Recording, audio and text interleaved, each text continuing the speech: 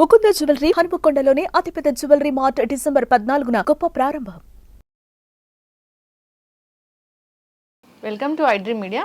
So diabetes, sugar కంట్రోల్లో ఉండాలంటే చాలా రకాల ఆహార నియమాలు చెప్తారు. అయితే ఒకలాంటి టీ తీసుకుంటే కనుక షుగర్ కంట్రోల్లో ఉంటుంది. మరి అది ఎలా ప్రిపేర్ చేసుకోవాలి, ఎప్పుడు తీసుకోవాలి, వివరాలు తెలుసుకుందాం.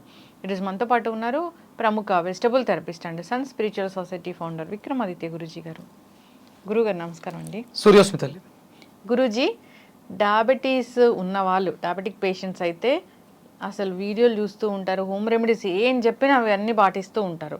ఎందుకు? షుగర్ కంట్రోల్లో ఉండాలని. ఈ షుగర్ అనేది ఆహార నియమాలు పాటిస్తే కంట్రోల్లో ఉంటుందని అందరికీ ఒక అవగాహన అయితే వచ్చింది. అయితే ఇంకా పొద్దున్నే లేవగానే టీ తాగాలని అందరికీ ఉంటుంది. సో అయితే ఈ టీ బదులుగా మిల్క్, షుగరు అలాంటి టీ బదులుగా ఏదైనా ఆయుర్వేదం ప్రకారం కానీ, జనరల్గా ఈ సనాతన వైద్యం ప్రకారం కానీ ఏదైనా ఒక టీ ఉందా దీన్ని తగ్గించడానికి? అంటే ఇక్కడ ప్రధానంగా అంటే షుగర్ ఎందుకు వస్తుంది అనే దాని మీద దృష్టిని పెట్టగలిగితే, ఇప్పుడు షుగర్ అనేది చాలా మందిలో ఉందమ్మా, అందరికీ ఒకే రకమైనటువంటిది కాదు. అంటే మన శరీరాలు వాతం, పిత్తం, కఫం మీద ఆధారపడి ఉంటుంది. అలాగే అంటే మీరు నమ్మినా నమ్మకపోయినా, ఒప్పుకున్నా ఒప్పుకోకపోయినా, గ్రహాలు అశ్విని నక్షత్రం వాళ్ళకి షుగర్ వస్తే ఒక కేటగిరీలో ఉంటుంది, భరణీ నక్షత్రం వాళ్ళకి షుగర్ వస్తే ఒకలా ఉంటుంది, కృతికా నక్షత్రం వాళ్ళకి షుగర్ వస్తే ఒకలా ఉంటుంది. 27 నక్షత్రాలు ఉన్నాయి. 27 రకాలుగా షుగర్ వస్తుంది. అలాగే మళ్ళీ రాసులు తీసుకుంటే అశ్విని నక్షత్రం మేషరాశిలో ఉంటుంది. అంటే మేషరాశికి అశ్విని నక్షత్రానికి కాంబినేషన్ సెపరేట్గా ఉంటుంది. అంటే వాతం, పిత్తం, కఫం అనేది అశ్విని నక్షత్రం వాళ్ళకి పిత్తం అధికంగా ఉంటుంది, వాతం, కఫాలు ఒక రేంజ్లో ఉంటాయి. భరణీ నక్షత్రం వాళ్ళకి అదే మేషరాశిలో భరణీ నక్షత్రం. ఇవి అంటే ఒక కాంబినేషన్.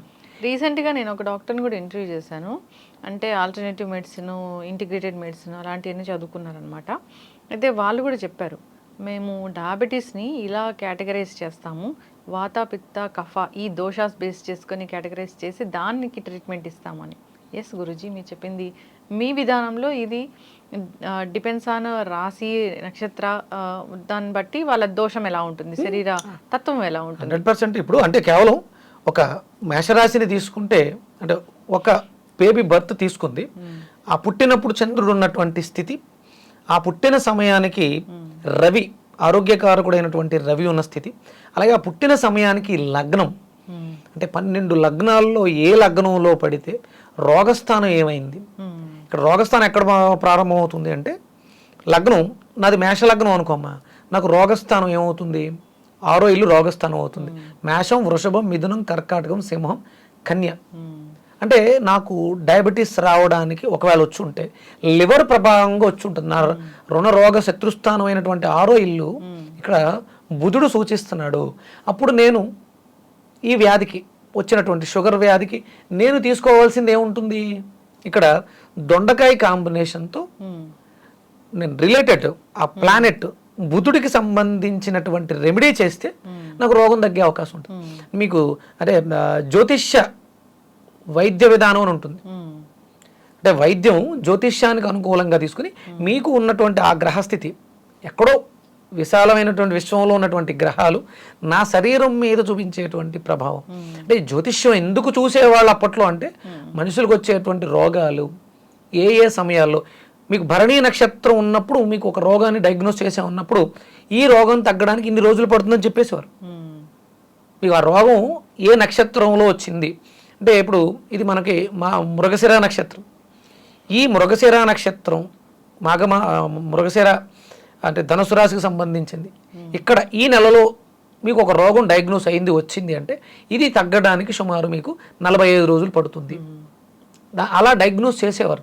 ఒక పేషెంట్ వెళ్ళి డాక్టర్తో మాట్లాడే సమయానికి అక్కడ నడుస్తున్నటువంటి గ్రహస్థితిని కూడా బ్యాలెన్స్ చేసుకున్నారు. ఎంత అద్భుతమైనటువంటి విజ్ఞానం ఆయుర్వేద వైద్యం.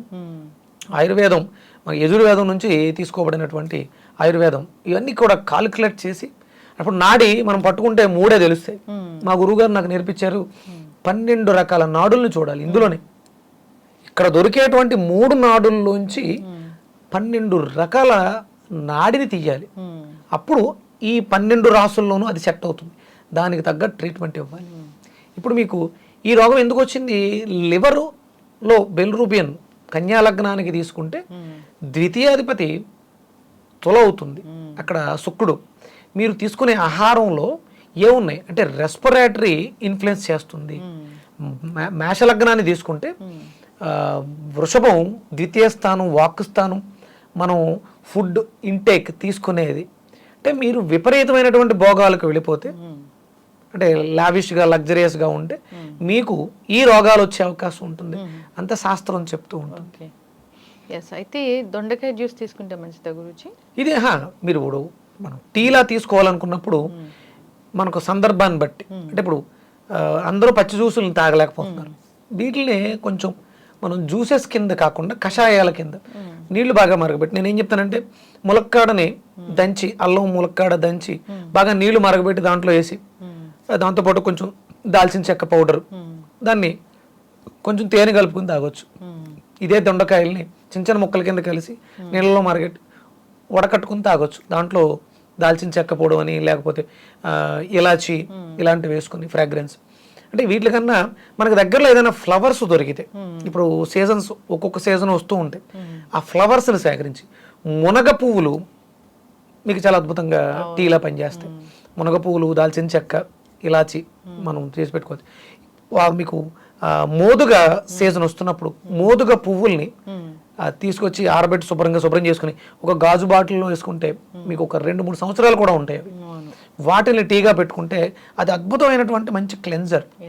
అరుగుదలని మెరుగుపరచడంతో పాటు మన శరీరంలో వ్యర్థాలని బయటికి గెంటేస్తుంది.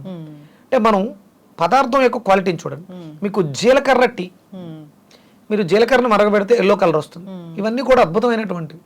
అంటే ఒక ఫ్రాగ్రెన్స్ పెట్టుకుని ఒక వారం జీలకర్ర టీ కింద, ఒక వారం దాల్చిన చెక్క టీ, ఇలా మనం మార్చుకుంటూ రెగ్యులర్గా టీ అలవాటు ఉంది, అవి మనం మార్చుకుంటూ ఉండాలి. అంటే చాలామంది రకరకాలన్నీ మిక్స్ చేసేస్తుంటారు. కొన్ని కాంబినేషన్స్ కలపకూడదు, దానికి విరుద్ధ స్వభావాలు ఉంటాయి. అందుకని ఏంటంటే విడివిడిగా ఒక వారం రోజులు జీలకర్ర దాల్చిన చెక్క, ఒక వారం రోజులు ధనిజాలు దాల్చిన చెక్క, ఒక వారం రోజులు ఓన్లీ ఇలాచి దాల్చిన చెక్క, ఇలా 2 కాంబినేషన్స్ చాలా అద్భుతంగా పనిచేస్తుంది. గ్రీన్ టీలా పెట్టుకుని కంపల్సరీ అది ఒక అలవాటుగా పెట్టుకోవాలి.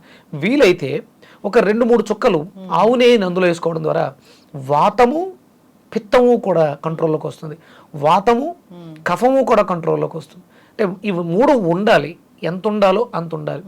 అనుసంధానంగా ఆవు నెత్తిని అనుపానంగా తీసుకోవడం వల్ల ఘృతం అద్భుతంగా మనకి యోగ్యాన్ని చేకూరుస్తుంది. ఆవు నెత్తిని 2 చుక్కలు వేసుకుని మనం ఏదైనా టీ యొక్క ఫ్లేవర్ని మరింత ఇంప్రూవ్ చేస్తుంది అనమాట. అంటే ఈ వైద్యం అనేది ఎవిడెన్స్ బేస్డ్ వైద్యము, ఆయుర్వేద వైద్యము, ఇలాగా డిఫరెంట్ వైద్యాలు ఉన్నాయి. దేంట్లోనైనా కానీ ఒక వ్యాధిని ఎలా తగ్గించుకోవాలి, కంట్రోల్ చేయాలనేది వాళ్ళకు అనుగుణంగా చెప్పడం జరిగింది.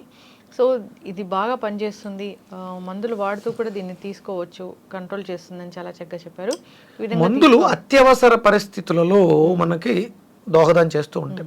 100% మనం దేన్ని తీసిపారేయట్లేదు. ఒరిజినల్గా మనం చెప్పాలంటే ఎవిడెన్స్, మీరు అడిగారు ఎవిడెన్స్ ఏంటి అంటే, ఇప్పుడు ఉన్నటువంటి ఏ వైద్య విధానానికి ఎవిడెన్స్ లేదు. ఏదైతే వేదంలో చెప్పబడి ఉందో దానికి మాత్రమే ఎవిడెన్స్ ఉంది. మన శరీరం 7 హోతలతో, అంటే చక్రాలు, నేను మాట్లాడుతూ ఉంటాను, అది దీనికి ప్రమాణం ఏంటి అంటే, మీరు చక్రాలు ఉన్నాయి, దానికి ప్రమాణం ఏంటంటే వేదమే ప్రమాణం. ఒక్కొక్క చక్రం ఒక్కొక్క శక్తిని కలిగి ఉంది, ఒక్కొక్క ప్రాణాన్ని కలిగి ఉంది. ప్రాణ శక్తితో మాత్రమే మనం జీవనాన్ని సాగిస్తున్నాం. మిగతావన్నీ కూడా వాటికి ఏమి ఎవిడెన్స్ ఉండవు. 100% ఎవిడెన్స్ లేదు. ఎవిడెన్స్ ఉన్నది అంటే వేదంలో ఏదైతే చెప్పబడిందో దానికే ఎవిడెన్స్ ఉంది. అంతకు పూర్వం, అంటే వైద్య విధానం అభివృద్ధి చెందడానికి పూర్వం నుంచే ఉన్నది వేదం మాత్రమే. అంటే వాళ్ళు ఆ వేదం ఎలా తెలుస్తుంది అంటే సాధన చేయడం ద్వారా వస్తుంది తప్ప మనం డిగ్రీలు చదివేసినంత మాత్రాన, ప్రాక్టీస్ చేసినంత మాత్రాన రాదు. సాధన చేయాలి. అది అంటే పూర్వం ఋషులు, చరకుడు, సుశ్రుతుడు, వరాహమిహరుడు, వీళ్ళందరూ కూడా ఎంతో సాధన, దివ్య దృష్టితో చూసి మూలికలు, ఆకులు, మనం సింపుల్గా అయిపోతుంటాయేమో ప్రతిదీ, చంద్రకాంతిని స్వీకరించి మొక్కలు ఔషధాలు తయారు చేస్తాయి. ఇది ప్రమాణం, దాన్ని ఎవరూ కాదనలేరు. మీరు ఒక మెడిసిన్ తయారు చేయాలన్నా ఆయుర్వేదంలో వాటిని చూర్ణం చేసి సమూలంగా తీసుకొని ట్యాబ్లెట్లు వేస్తాం. అవి అంటే ప్రాసెస్ చేయడం వల్ల వాటిలో ఉన్నటువంటి గుణాలు ఇంకొంచెం పెరిగే అవకాశం, అంటే పర్టికులర్ నక్షత్రాలు అట్లు ప్రాసెస్ చేస్తాం. అవును, మొక్కలు సేకరించాలన్నా కానీ ఆ నక్షత్రం Particular. అప్పుడు మాత్రమే తీసుకుంటారు తీసుకోవాలి. అని చెప్తారు. ఆయుర్వేదం అంతా అంత చాలా అంటే ఎవిడెన్స్ ఉంది అంటే అది ఆయుర్వేదానికి మాత్రమే ఎవిడెన్స్ ఉన్నాయి. మిగతావన్నీ కూడా మనం తయారు చేసింది, నా నాలెడ్జ్తో దాన్ని డెవలప్ చేస్తాను. నేను గర్వంగా ఫీల్ అవుతాను, నేను ప్రాణిక్ హీలర్ని, ప్రాణిక్ హీలింగ్ ప్రాక్టీషనర్ని. అంటే ప్రాణశక్తి ప్రపంచం అంతా ఉన్నది యాక్సెప్ట్ చేస్తుంది ప్రాణశక్తి. అది లేకపోతే మీరు ఎన్ని రకాల మందులు మీ దగ్గర ఉన్న ప్రాణాన్ని కాపాడలేదు. ఆ ప్రాణంతో చేసే వైద్యమే ప్రాణవైద్య చికిత్స, అద్భుతమైనటువంటి వైద్యం అది. చక్కటి ఇన్ఫర్మేషన్ గురువు గారు, అందరూ కూడా పాటించాలని కోరుకుందాం. ఈ టీలు ఏవైతే ఉన్నాయో బాగా పనిచేస్తాయి, తీసుకోవాలని కోరుకుందాము. అన్నిట్లో కూడా చాలా మెడిసినల్ ప్రాపర్టీస్ ఉంటాయి. దీనికోసమనే కాదు, జనరల్గా మన శరీరానికి ఇవి ఆరోగ్యాన్ని కలిగించేవి. వ్యర్థాలను విసర్జింపజేయడం ద్వారా సెల్ఫ్ ఇమ్యూనిటీని డెవలప్ చేస్తాయి. ధన్యవాదాలు గురువు గారు. సూర్యసుందరి.